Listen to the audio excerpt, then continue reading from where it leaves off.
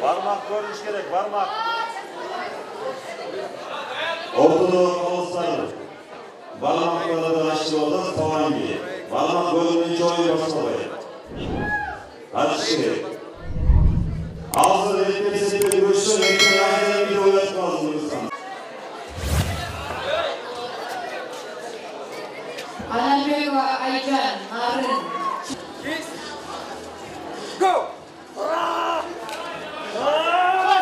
Oynayınız.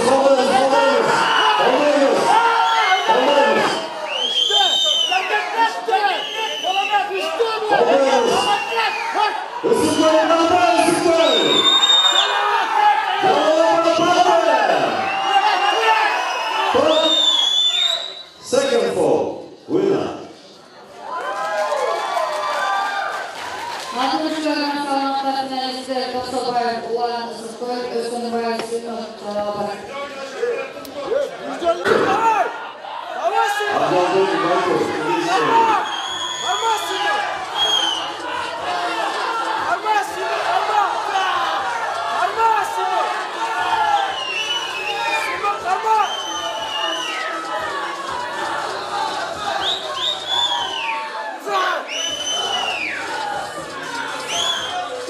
Kolla fısıldıra yana bak yönetiyorum.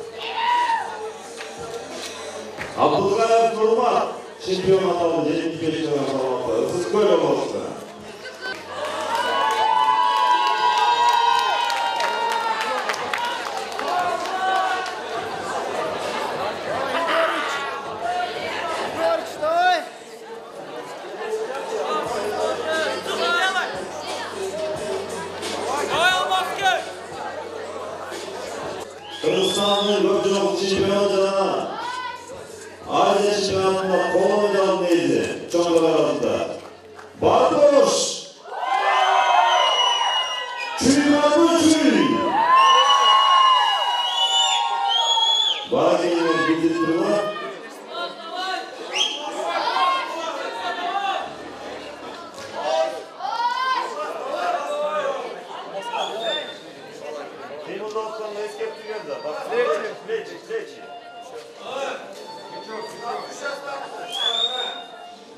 Ready, go!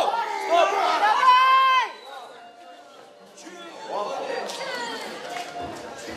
Oğuzhan!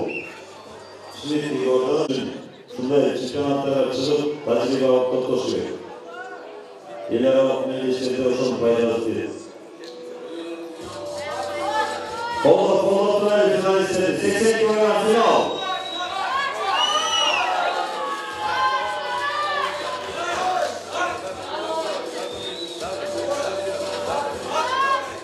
Ready, go!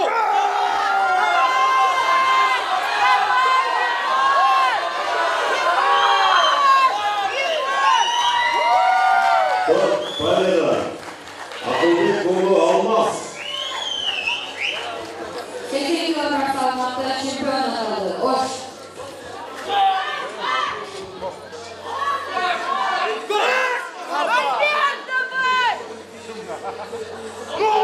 Oğuzhan!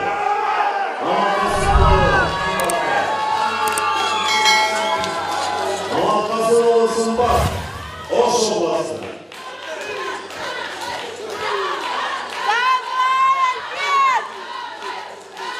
Düşünüyor. Atıyorum. Kilo olasın. Haydi. Adalberto.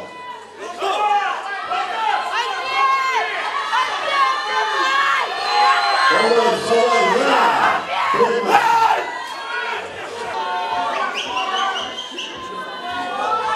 Ready, go!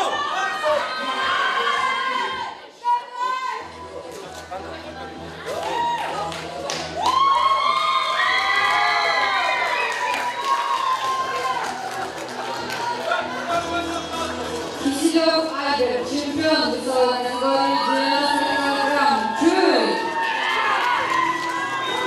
100 kilogram salmakta finalistler Rıbakov Vladimir Köy, Mobolov Abdurrahman. Oş. Kafayı geçiremez, eksi ol bulacak rahat. Biraz razmikalı güreş var. İşte kumardan bayanlar, az diplom liderler, Silva Azeli'ne dayandılar, ona 5 yıl önce Silva Azeli başlar. Aldık etmeyiz. Biraz güreş var. Bir soru değişik çıkarlar. Негизи бул республикалык чемпионаттын максаты Кыргыз Республикасынын менмин деген кол күрөшчүлөрүн аныкташ. Ошону менен бирге алар уткандары Азия чемпионаты, дүйнө чемпионатына жана эл аралык мелдештерге Кудай буйрса көчкөндөрдүн оюнуна дагы жолдомо алыш максатта өткөрүлөт мелдештер. Мелдешибиз. Негизи бул бүгүнкү 25-ci kol güreş boyunca Kırgız Respublikası'nın çempionatında 300'den aşık sportçu katıştı. 7 oblasttan jana 2 çoğun şahrustan, Bişkek şahrынан jana Oş şahrынан. Şonda öyle алардын арасында дүйнө чемпиондору, Азия чемпиондору, көптөгөн эл аралык мелдештердин жеңүүчүлөрү катышып, аларды утуп дагы аткан жаңы спортчуларыбыз аныкталууда. Ошон үчүн бул мелдеште күч атасын тааныбайт дегендей жаңы жылдыздар чыгып турат. Мындайча айтканда спортчулардын кызыгуусу өтө көп. Себеп дегенде ар бир компания мисалы үчүн кол күрөштү кое берет любой маалда. Ошон үчүн бул кол күрөш приоритеттүү вид спортторго кирген. Ошондой эле мунун келечеги чоң. Кудай буйрса. Жок, кыйынчылык деле болгон жок. Ошо бизде чоңдорубуз, анан өзүбүз дос жарларыбыз дегендей ошолордун жардамы менен уюштуруп ушул чемпионатты өткөзүп буйрса. Кыргызстандын 7 дубанынан, анан 2 шаарынан 300 спортчу келип катышты. Буйрса баары жакшы. Биз атайын биздин максат ушул болчу да. Баткен областка өткөзүп ушул чемпионат киргизген өткөзүп, өзүбүздүн Баткен областындагы спортсмендерди катыштырайлы деген максат болуп, жакшы Кудайга шүгүр азыр бизде да көп катышып нерселер келишип. Кимдерге ыраазычылык айтасың ошол президентке дагы ошо? Федерациянын президентиге, ушундай эле өзүбүздүн шаарыбыздын мэрине, районубуздун акимине жана да досторума деген. Соперники все сильные были в моей весовой категории. Слабых нету, да? Так как это чемпионат республики. Еще что добавить? Соперник мой очень сильный был в финальной схватке. Я его не мог 3 года выиграть. И вот как-то так сегодня получилось, что я его выиграл. Стол показал. Да, соперник мой, он чемпионом мира был. А так в общем все хорошо. В Баткене очень классно, свежий воздух. Акклиматизация у нас хорошо прошла, отдохнули хорошо. Ну, впереди дальше будем тренироваться, еще раз тренироваться, готовиться на следующую республику, на Азию, на мир. Мурункуга караганда кичине элас болду, бирок даярдыктар өтө күчтүү болду. Мурда биз Жалал Абад облусу мындай 10 медалбы алды да жүрчү элек да. Азыр кичине аркадан кууп, мындай 2-3 медал эле аркада жүрүп, кичине даярдыктар күчтүү болуп кетти да.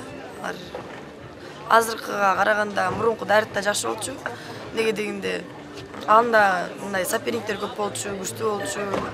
Анан ага да даярданып кичине вес кууп даярданчу элек. Азыр кубай эле мындай даярдык жок эле келдик. Үй шартында элечи. Кандай болду анан утканда? Утканда уже утуруп көнүп калдык го. Мындан да чоң турнирлерди утуп жүргөнбүз. Ошондой сезим. Кайсыл атаандашыңа мындай баа бердиң? Мен атаандашым Көлдөн келген, бирок мурда утуп жүрчүмүн. Азыр кичине даярданып келген окшойт, бирок сол колдон утулуп калдым. Оң колдон бирок утуп калдым. Демек даярдык жакшы. Даярдык жакшы. Жакында эле турнир өткөн, ошондо жеңген болчумун, бирок кайра күчтөнүп кетти. Биз ушу неме Скөл областынан Жети Өгүз деген жеринен Кызыл Суу айылынан келдик. Ошо өзүнчө команда болуп, жалпы Кызыл Суу командасы эме Скөл областынын командасы 40-50 чакта адам келдик. Ушу алыскы Баткен районунун Кадамжай шаарында кол күрөш боюнча, спорттун кол күрөш түрү боюнча Кыргызстандын биринчилиги болуп аткан. Ошого өзүбүз сеньор категориясында 55 кг салмакта күрөштүк. Спортсмендердин даярдыгы өтө күчтүү болду. Биз да алардан ошо кем калышпайлы эле, биз да өтө көп машыктык, көп мээнет кылдык. Ушу спортто күчтүүсү жеңет. Ошо күчтүүсү жеңип, буюрса бизде менин весовой категориямда эң күчтүү соперниктер болду. Анын ичинен Жалал Абадтан болду. Финалда күрөшкөндө жана Баткендин спортсмени болду. Өтө күчтүү экен. Күчтүүнү деш керек дегендей. Ошо анан спорттун кол күрөш боюнча ушу Баткен Кадамжай шаарында өтө жакшы деңгээлде өтүп жатат. Биз да Кыргызстандын 5 жолку чемпиону болуп, Кудай кааласа, ушу жыл сайын региондорду өнүктүрүү максатында ушу региондорду өтүп жатат. Ошолордон кем калышпай дагы Баткен областы Кадамжай шаары өтө мыкты деңгээлде өткөрдү. Мындан ары дагы буюрса чемпионат Азияларга да катышканбыз. Аякта дагы биринчи байгелүү орундарды ээлегенбиз. Ага карабастан дагы буюрса ошого күчтүү даярдануу аракетиндебиз. Буюрса ийгилик жылмайды. Мен көчө сол колумда травма бардыгына байланыштуу экинчи орунга илинип калган болчумун. Буюрса оң колго ишеним күчтүү болчу. Ушу финалда күрөшүп биринчи орунду багындык. Бул турнирге 2016 келгем. 6-7 жылымыз болуп калды келген. Бүгүнкү Кыргызстан чемпионат ойдогудай эле өттү, жакшы, спортсмендер күчтүү. Утулгандарга ийгилик кылайм, уткандарга да ийгилик кылайм. Канчанчы орунду алдыңыз? Оң колдон биринчи месттен, сол колдо экинчи. 80 кг. 80 кг. 80 кг. Кайсыл жактагы мындай атаандашыңызга мындай баа бердиңиз? Атаандашыма Чүйлүк бала бар, Игорь Шимит. Ушу күчтүү бала экен. Мындай өзүңүздүн ошол экинчи орунду алып калдым деп жатасызбы? Эмнеден мындай ашып кеттерин деп ойлойсуз? Ашыпка физикада слабый болуп калды. Технический. Алдыда кандай максаттар бар? Алдыда Кула каласында чемпионат Азия болот. Самарканд, Өзбекстанда. Июлдарды этектеп. Ошого даярданабыз эми. 1-де 2-ни алгандар ошого отбор болду. Чемпионат Кыргызстан утуп. Ошол жака даярданабыз эми. Самарканд, Өзбекстан. Assalamu alaikumlar. Бүгүнкү турнир аябай жакшы болду. Көлдүн Жетөгүз районунун Барскон деген айылынан келдик. Бияка самолет менен келип, бияка 2 саат жол жүрүп, кадам жайды көрүп. Андан менин салмагым 15 киши болду. Анын ичинен биринчи орун алдык сол кол менен. Сол кол менен биринчи орун алдык. Оң колдон да биринчи орун алдык, Кудай буйрса. Эми 30-апрель, 31-апрелде Өзбекстанда өтөт Азия. Кудай буйрса ошого терең ыраазычылык билдирем. Биздин тренерибиз Абдыкаев Нурмат бизди маштырып келет 4 жылдан бери. Буйрса ошого да тайзим этип, буйрса ошонун ареналарынын аттарын чыгып келатабыз, Кудай буйрса.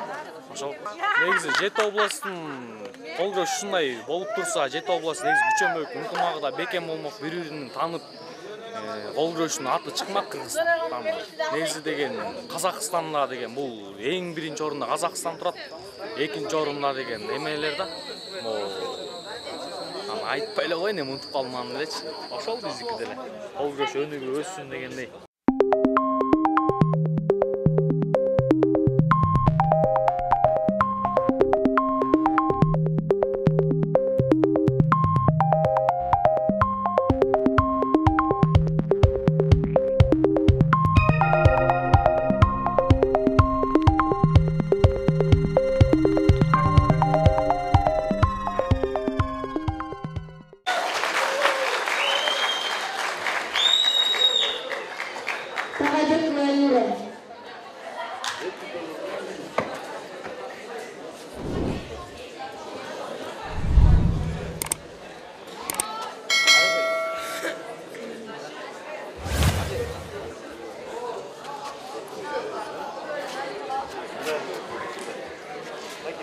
Elizagrar salakta finalistler Talgat çempiyondur Talgat Biliyaz Batı.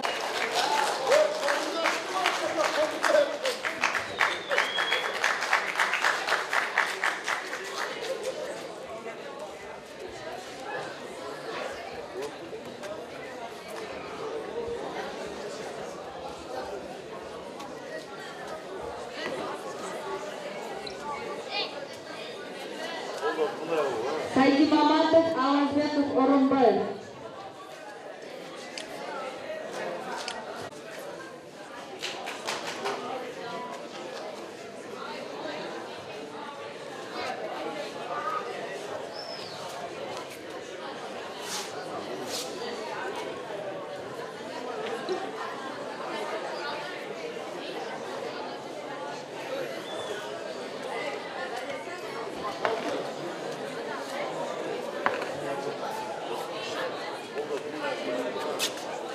Altmış kilogram salakta şampiyonlar arasında 3. orunda egenliği için Naralı Aybek cevabı.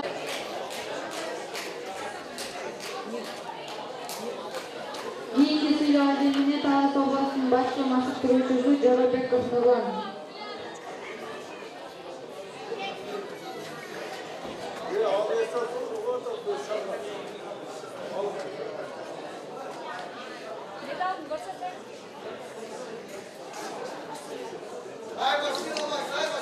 Где тренер?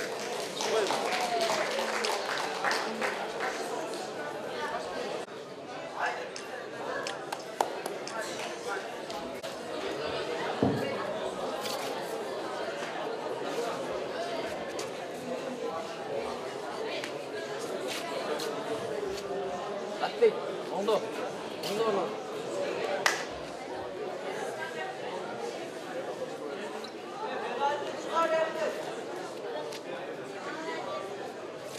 65 kilogramdan jogorku salmak kategoriyasida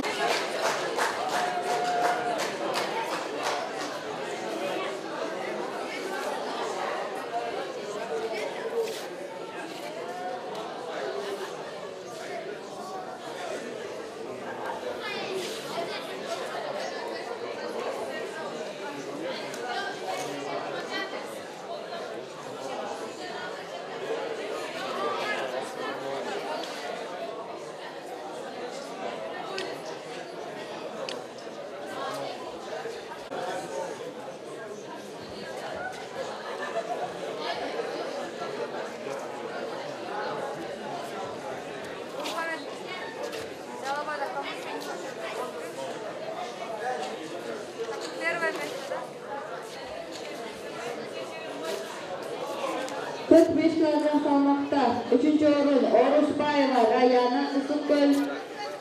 2. orun Aşımova Nazira Jalolabad. 1.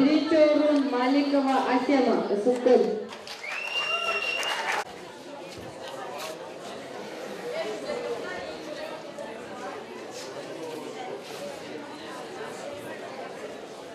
Keyingi siyloo azimini Isıkgöl obasının başqa maşıqtıruvchisi Abdibek ulu Ruslan chaqirgan.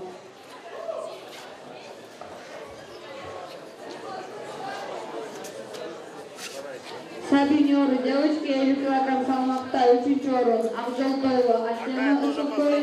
2. orun Ibrahimova Darya Jalolabad.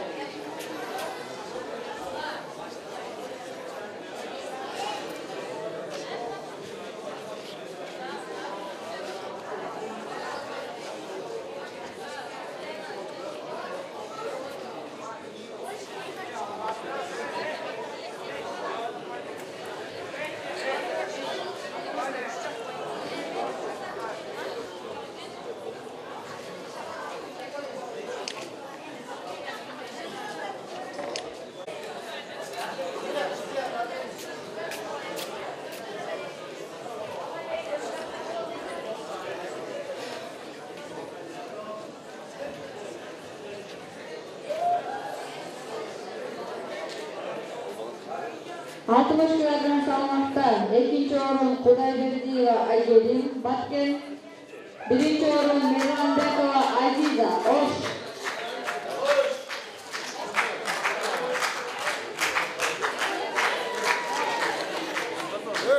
Жазгүл, тартқа бұлададық қо. Бері қарап қойыңыз ағай.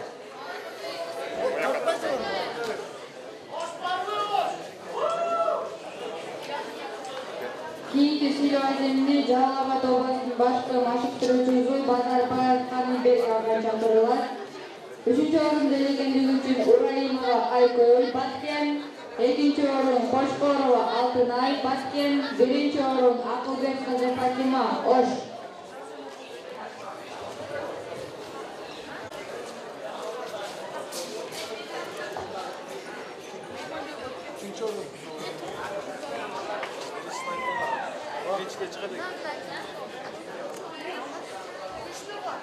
Evet, düştüm bak.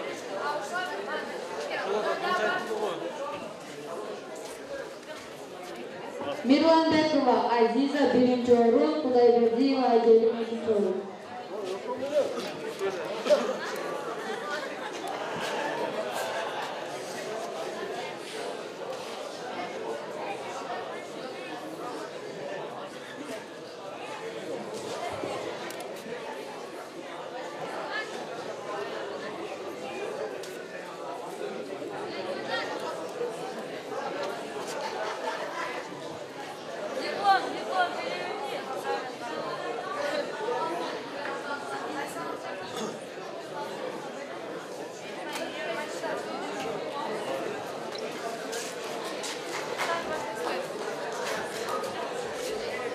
Tanat 3. orun 2. orun Eşali.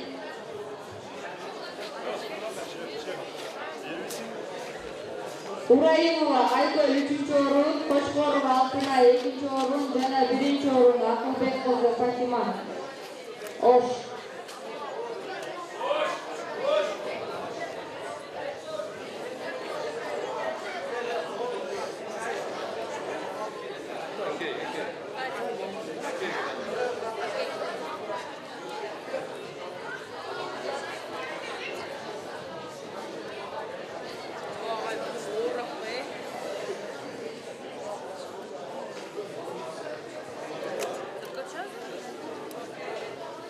Юниоры девочки весовая категория до 45 килограммов, правая рука. Чемпионка в этой категории Абдылдаева Гульджамал, Jalolabad.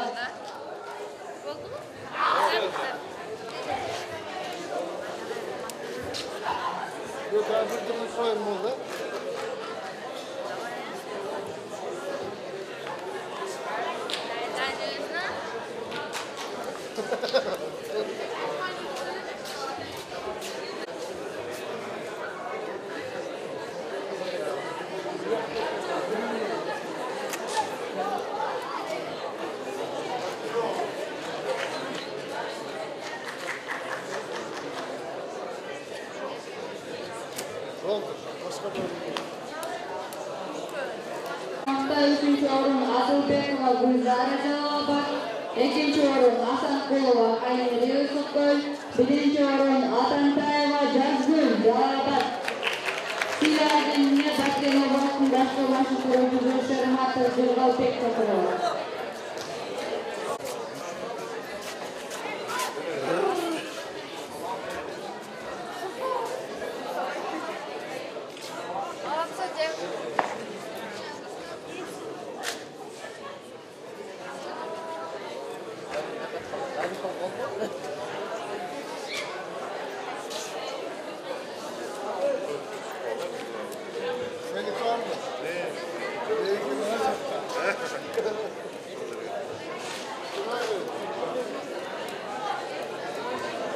Третье место весовой категории среди девочек-юниоров занимает Ибрахимжанова Руксона Ош.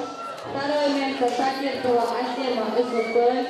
И первое место Каратаева Джибек Джалабадская область.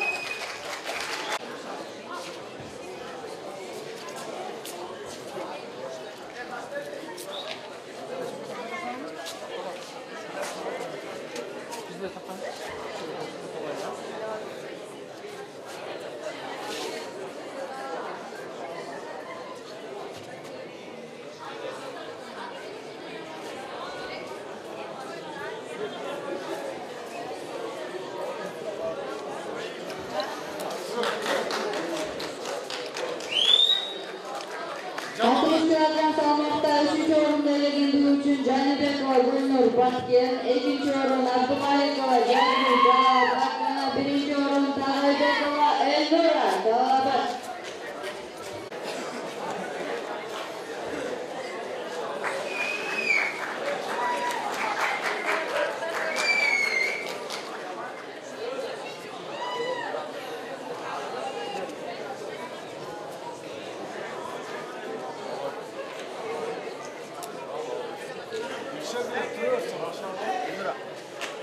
Среди юниоров девушек весовой категории свыше 60 килограммов третье место занимает Маматвалиева Салтанат Джалалабад, второе место Эшалиева Азирет Джалалабад и чемпионкой в этой весовой категории становится Акназарова Орозгун Джалалабад.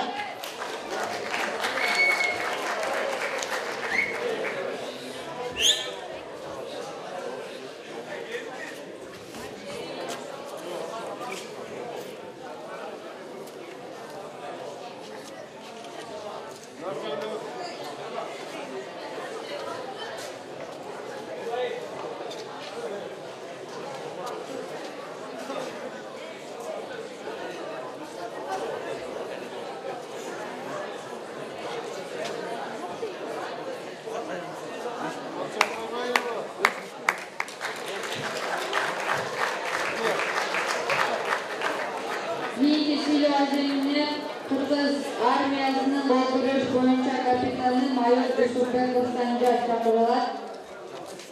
Baltar, juniorlar 50 kilogramga çeyincil salmak kategorisinde 3. orunda elegende üçün Ahmatov Melisbek Batken, 2. orun Kocakoğlu Kosman Batken, 1. orun Turdubar Dastan Isıkır.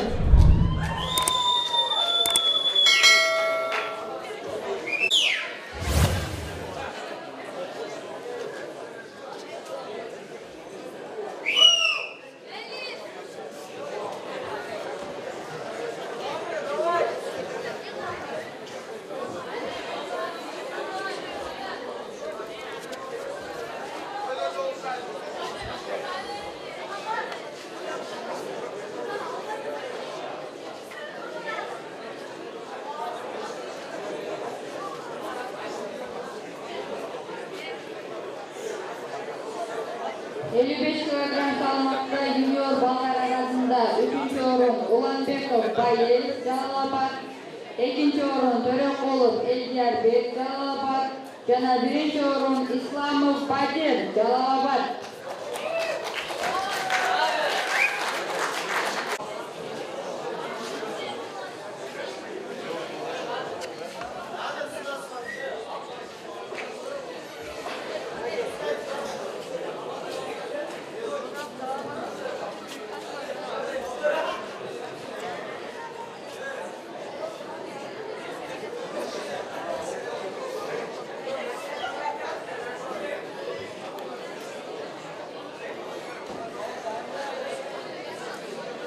60 kilogram salmakta 3. orunda elegendigi uchun Melikov Daniel Chuy, 2. o'rin O'stonbayev Siymoq Jalolobod jana 1. o'rinda elegendigi uchun Abduqodirov Argentina.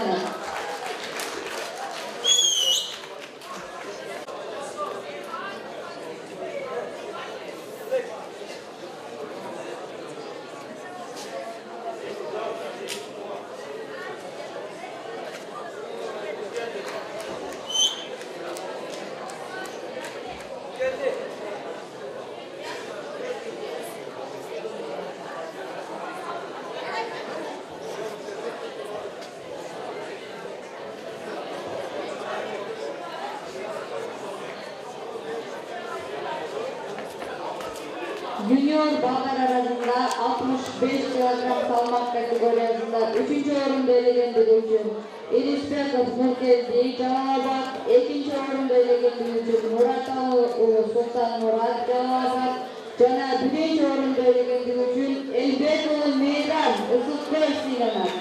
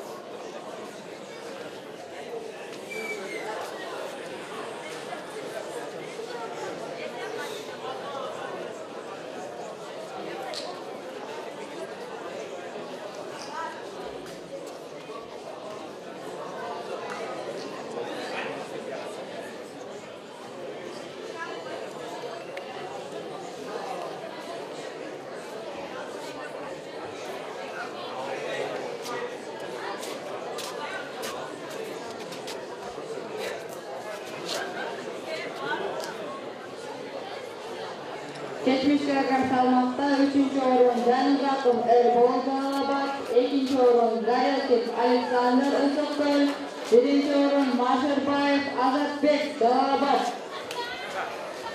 Geri Rahmanbekov Muhammad Qasim Amanovich chaqiriladi.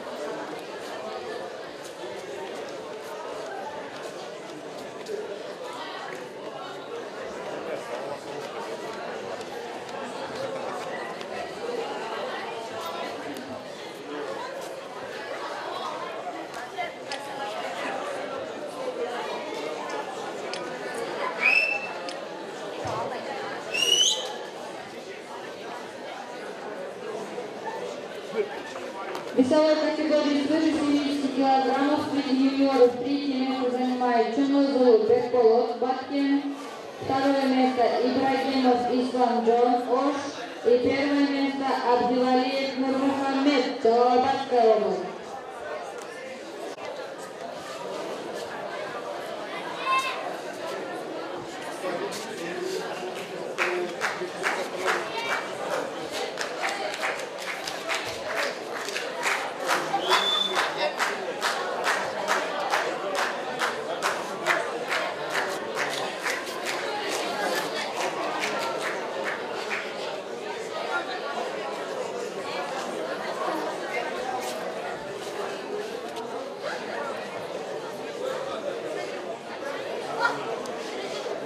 Девушки, молодежь, весовая категория 50 килограммов.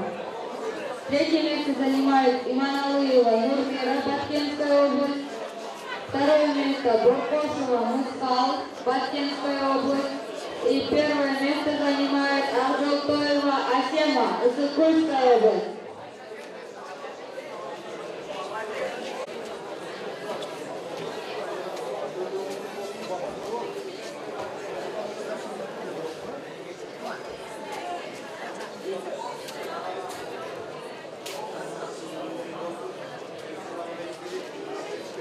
Кийинки сүйлөө земине Нарын областынын башкы машыктыруучусу Кубанычбек уулу Бактияр чакырылат.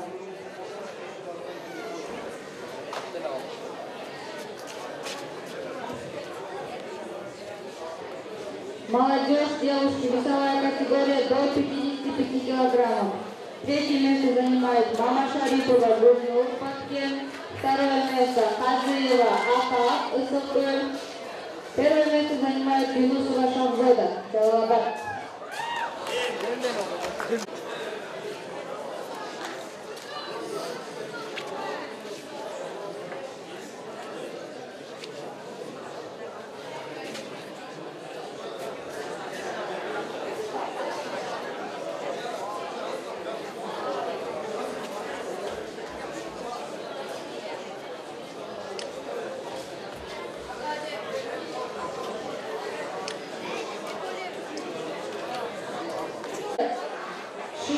Килограммов. Второе место Доронбек кызы Айсол Баткенская область. Первое место Акимхожо кызы 00 Исыкульская область.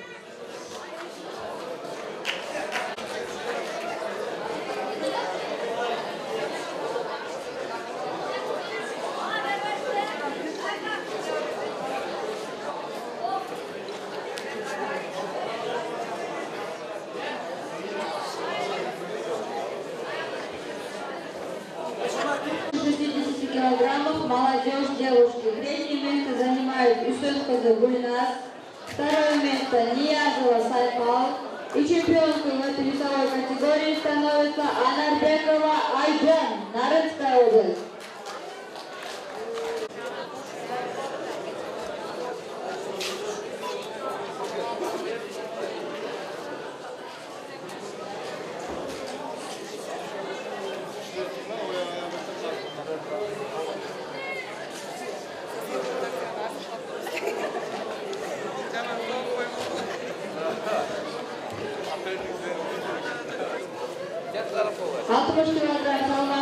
Seniorlar arasında 3. orun Yunusova Şamzoda Jalalabat, 2. orun Akimxojo kızı Mölmöl Isıkgöl, 1. orun Karatayeva Cibek Jalalabat.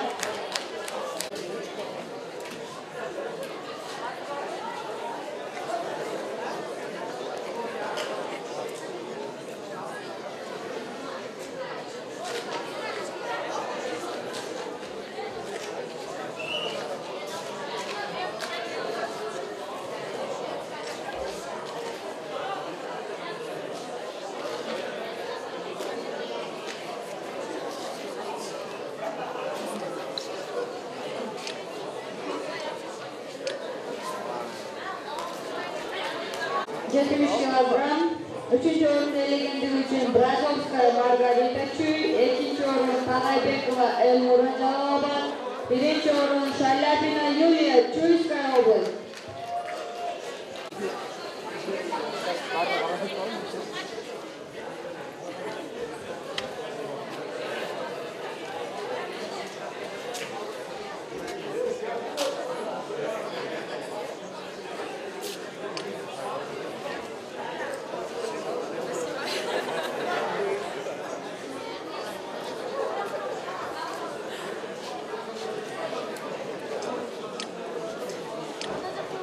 В весовой категории свыше 70 килограммов среди сеньоров женщин третье место занимает Алымбаева Альмура, Исыкульская область. Второе место Рахманбердиева Альбина, Ошская область.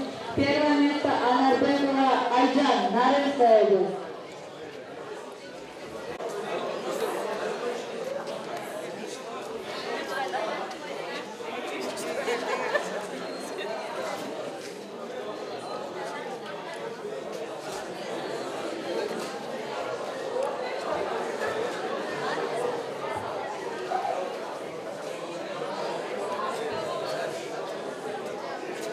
Молодежь, мужчины, весовая категория до 55 килограммов. Кадырбеков Айдин, Нарынская область, третье место.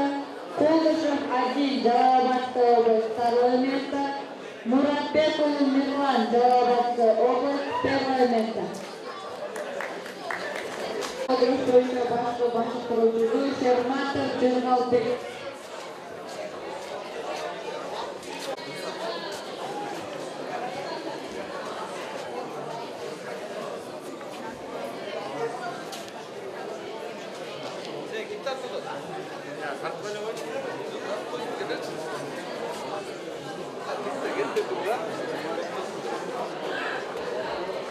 Tapqancha yaxshilab, ha?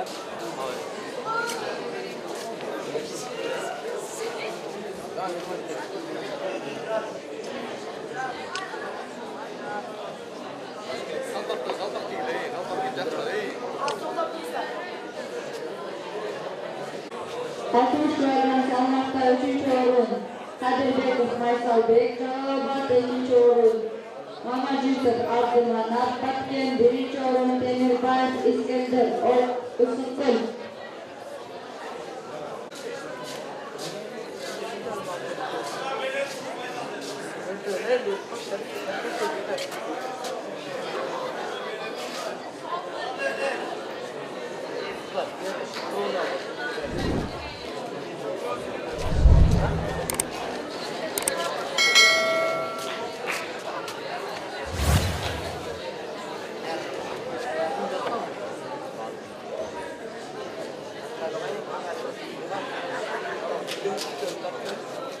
Kategorisinde 3. orun Abdülbekov Aziret Isıtkul, 2. orun Abdülkadir Dastan Isıtkul, 1.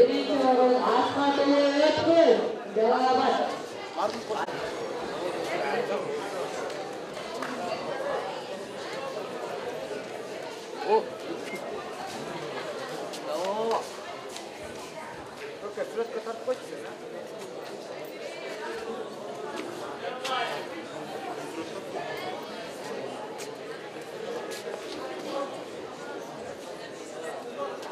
Sıymak.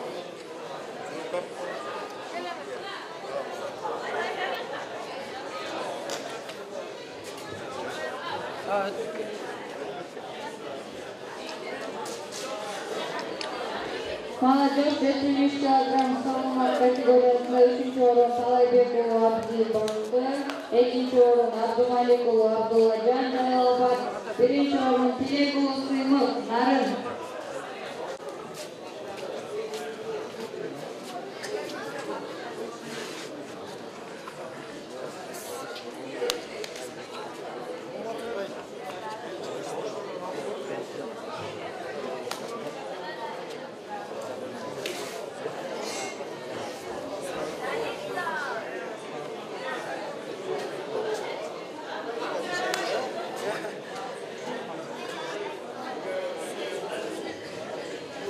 Весовая категория 160 килограммов мужчины молодежь. 3 место Джумадилов Адилет, Таласская область. 2 место Киселев Альберт, Чуйская область. И 1 место Кириенко Егор, Чуйская область.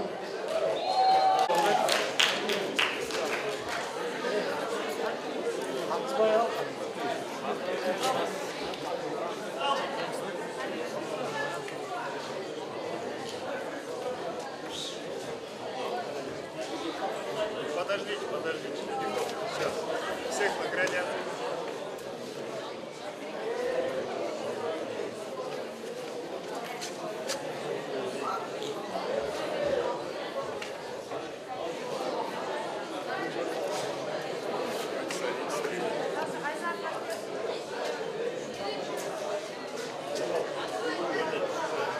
Категория до 55 килограммов. 3 место занимает Кадырбеков Айдин Нарын. 2 место Манашев Тилек Джалабад. 1 место Абдыкадыров Жанылбек, Ысыкульская область.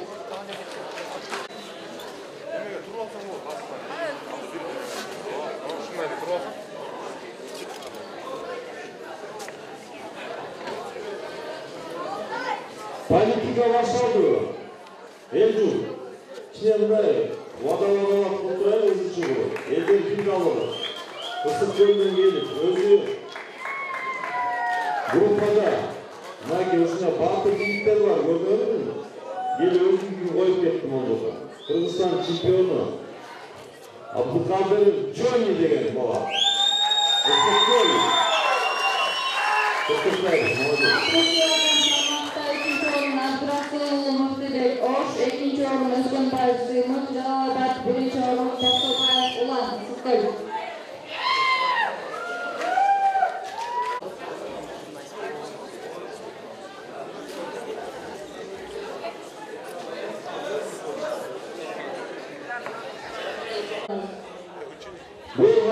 çıkan jigitimiz öz.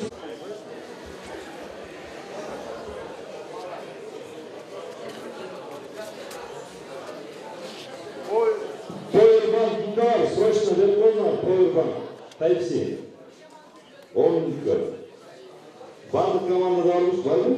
Üçüncü oyunda ligendimiz için 65 kilogram salmakta Baymırzaev Bektor Çöyün, 50. orun Askatılı Ötkür Calabat, 1. orun Rahimov Bahriddin Çöyün. Sigo Acemini Ufukköy Oblast'ın başlığı başlığı Abdülbekul Ruslan.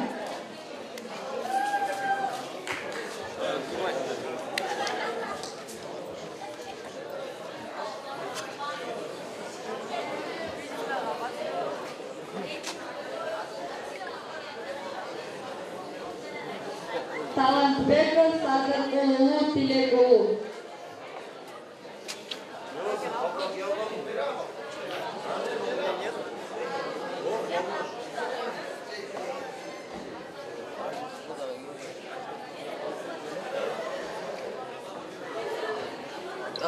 Çetmiş kilogram salmakta 3. yorum delegenlik için Talant Bekos, Asıl Bekçalabat, 2. yorum delegenlik için Tilek Kulu, Sıyımırnarın, Jana 1. orunda ligendigi uchun Sadir Qulunov Bekbolot Talas. Bayev Shabebayev Abdaqayev 80, 90, 100, 100 plus. Bardığımız dayar boyun, o da düşük, narı çekege tıklayın. Haksız bölümlerinin dayar okudu.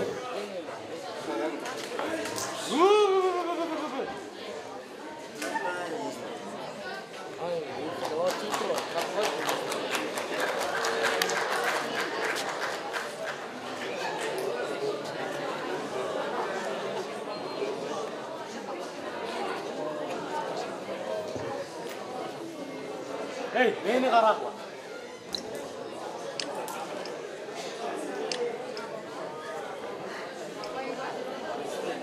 Üçüncü orun Elbekbayev Emir Vanjalabat, 2. orun Shabebayev Talant Isıkgöl, 1. orun Abdaqayev Nurmat Isıkgöl. Bekulu Almazbek.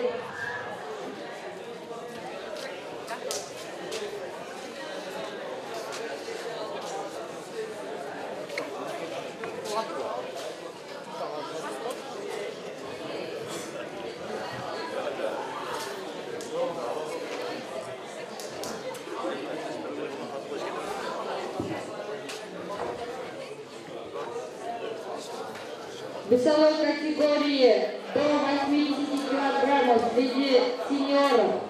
3 место занимает Попов Андрей, Чуйская область. 2 место Шмидт Егор, Чуйская область.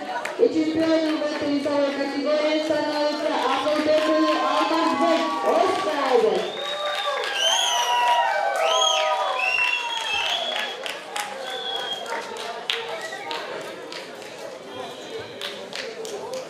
Рахманов Мамат Касымұлы Киселев.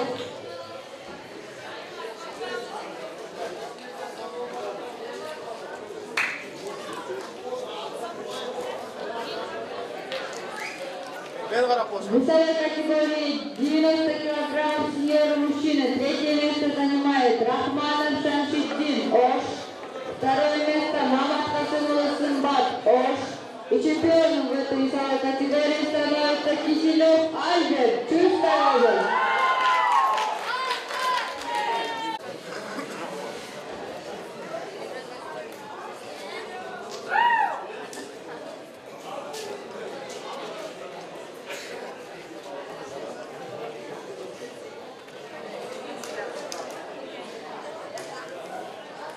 Чуйнич Беков, Бабулов, Рыбаков.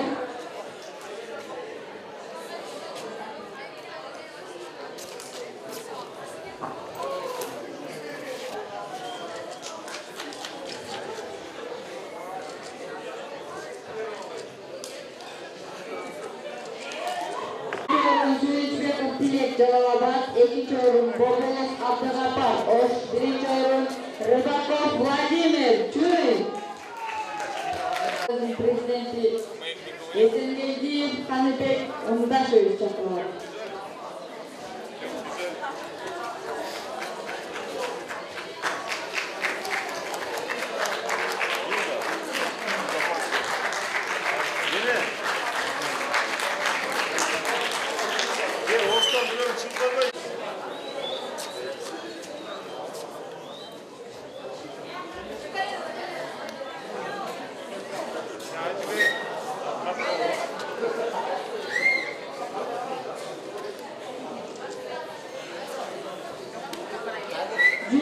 kilogramdan жогорку салмак категориясында 3-чү орунду ээлегендиги үчүн Жунусов Умарбек Баткен, 2-чү орун Жумадилов Адилет Талас жана 1-чү орунду ээлегендиги үчүн Абдыбеков Руслан Ысыккөл.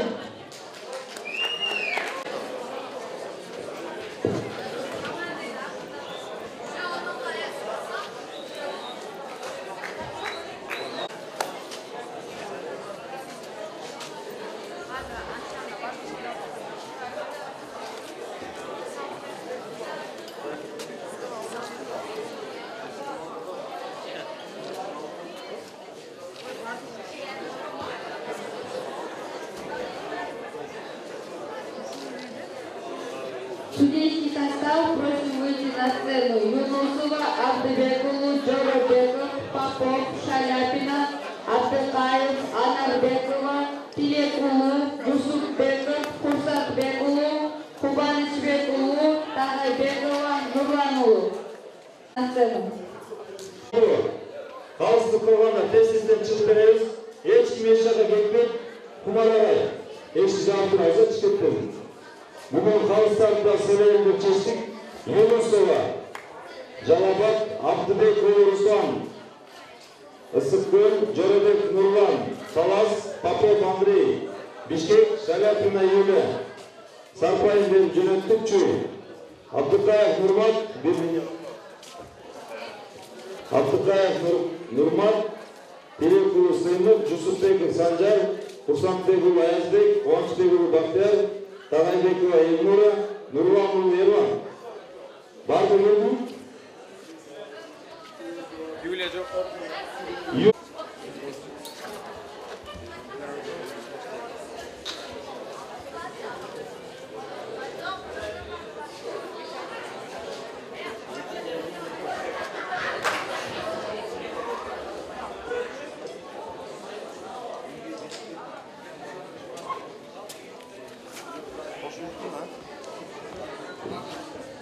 Тыштан турабыз, негизи ар бир соревнованиянын жүзү ушул калыстар тобунда.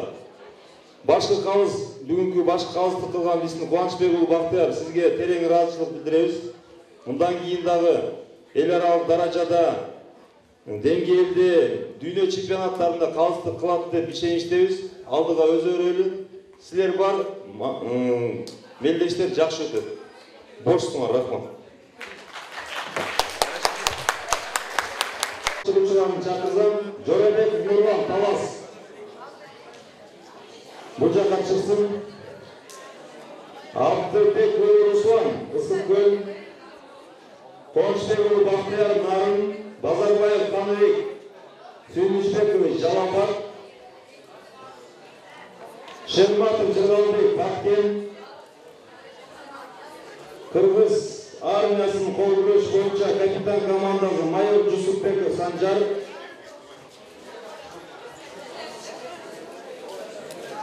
бул жакка чыгып беребиз. Игорь Шмидт чыгарабыз.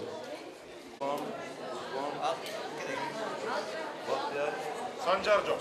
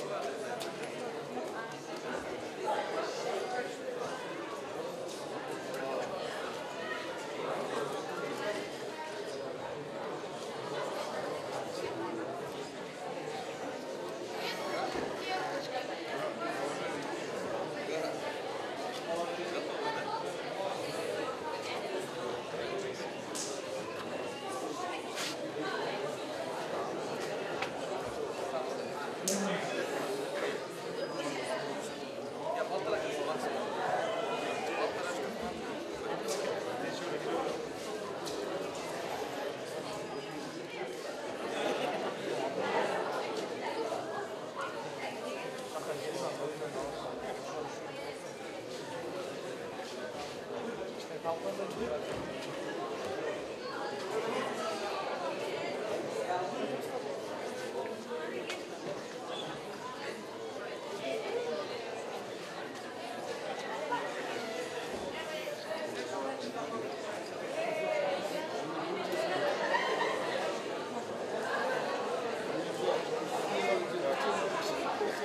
kana Sancar çakırbaysan diye. Çalbaysan.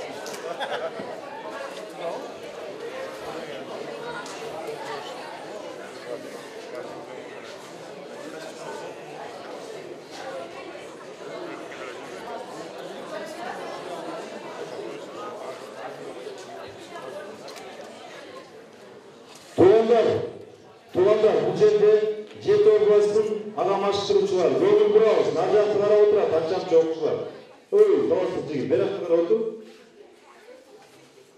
ушул ағайлардың артынан биздин улуттук кол күрөш федерациясы кармалып турат ушул ағайлардың мээнети менен биздин ушундай мелдештер өтүп атат Кыргызстанда 100төн ашык федерация бар ошол 100төн ашык федерациянын ичинде биздин федерация биринчи үчтүк топко кирет первый тройкага кирет ошон үчүн сиздерге терең таазим ушундай эле иштей бериңиздер кудай буюрса алдыда көптөгөн мелдештер бар чоң иштешебиз кудай буюрса азыр майор Жүсүпбеков келди ага да тапшырайлы сиздерге чоң рахмат эми азыр командалык эсепти чыгарып ачыгын айтсак андан кийин кудай буюрса жолго чыгабыз көңүл бурганыңыздарга азырынча рахмат сиздер жылдай тура бересиздер а сиздердин элдер көзүндө отурат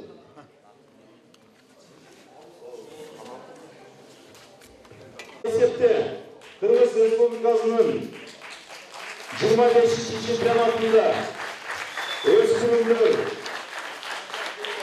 чоңдор арасында командалык эсепте 36 медаль менен 100 упай менен 3-чү орунга Чүй областы.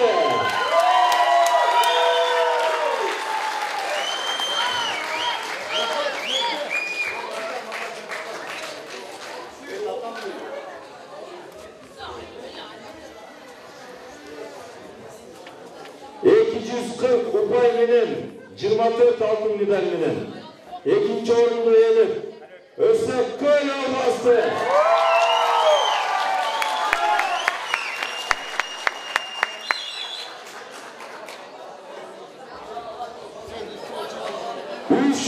Упай менен 32 алтын медаль, кол күрөштө алтын медаль эсептелет. Эгерде алтын бирдей болуп калса, күмүш эсептелет. Күмүш бирдей болсо, анда коло эсептелет. Эгерде коло да бирдей болуп калса, анда өзүнүн жолдору бар, салмактар и так далее, тому подобное. 320 упай менен биринчи орунду Жалал Абад областы.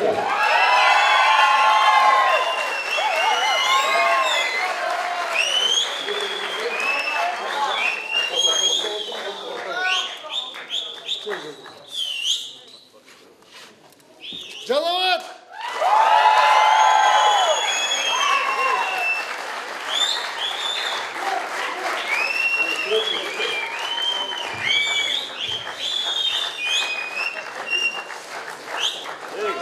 Қуаныч, тиги фотоаппаратыңа тартсын.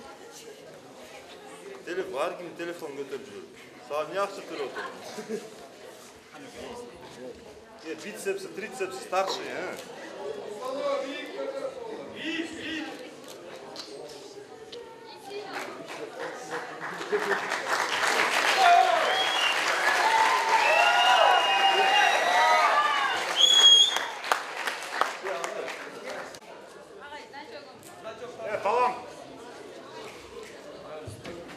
Койбөлек датасы и дүйнө чемпионаты Турция мамлекетинде Анталия шаарында. Не дейбиз? Бардыгына чоң рахмат, аксакалдардан бирөөнү чакырабыз, келиңиз Мамат Османке. Дуабызын аман-эсен бардыгыбыз жетип алайлы, Баткен областы жыргабы. Келиңиз. Сизге чоң рахмат, сиздин командаңызга, бул жерде жыргалдын командасы бар, ар бир райондун старшылары бұл жаққа шығып қойыңыздар. Құмар, Алмаке, Сапарбай, бір сірі сіздерді таныштырып ыраазычылыгыбызды айтып коелу. Сапарбай барбы? Алма чыгыңыз. Бизди баягы конок тоскондорду дагы кичине кызмат кылгандарды көрсөтүп коелу өтөм да элге.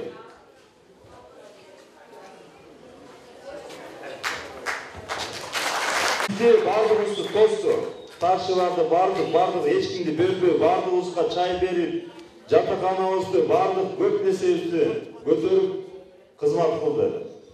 Баткендин эли негизи баатыр келесиңер, ошол бойдон эле баатыр бойдон жүрөңүздөр. Чоң рахмат сыйыңыздарга. Алла разы болсун. Ушундай ынтымагыңыздар менен чектелбеңиздер эч качан. Рахмат сиздерге. Азыр аксакалга Мамат Касымовге беребиз. Дуаңыздын жабыктуу жарыялайбыз.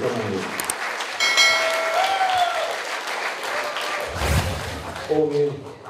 Рахималла. Урматтуу спортсмендер, Алла Тааласынын буйруган экен бүгүнкү мына биздин белдешибиз аягына чыгып атат. Эң биринчи элибизге тынччылык, токчулук, молчулукту берсин.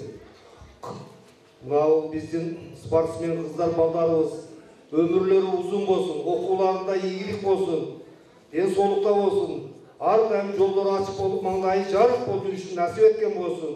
Ого кошуп мына биздин уюштургандар тилек максатыңарга жеткиле. Машыктоочулар ар дайым жолуңар ачык болушунда жакшы жигиттер чыгарышыңарды Алла Таала насип кылсын. Ар бир кыргыздын мусулман калмөгөөлөрүнө ден соолукту, жакшылыкты, Алла Таала ооматты, ар дайым билимдикти беришин Алла Таала насип кылсын. Эми кайтаруучунда сак саламат Алла Таала жолуңарды ачып, үйүңөргө ойноп күлүп кусанчылыктын ата-энелердин алдыңарга барышыңарды Алла Таала насип кылсын. Rabbana atina fid dunya hasanatan wa fil akhirati hasanatan wa qina azaban ya arhamar rahimin. Amin. Allah. Анандагы бир коштурмасы балдарым, кыздарым, бардыгы мына ушул Канегинибиздин аркасынан бири-бирин тааныштырып, бириктирип, ушундай күчүңөргө күч кошуп аткан ушул Канебекке дагы бир дуа берип коелу. Укам, эмне тилесең тилек максатыңа жеткин, өмүрүң узун болсун, бактылуу болгун, мартабаң көтөрүлө берсин. Ушундай биздин кыргыздын жаш кыздар балдарын чыгарып, Кыргызстандын желегин көтөрүп жүрүшүн насип кылсын. Ар дайым бактылуу болуп тилек максатыңа жет, тапкан тутканың бала чагаңа көрүшсүн. Амин. Акжол, амана жеткен Алла. Рахмат. Алла Кыргызстан.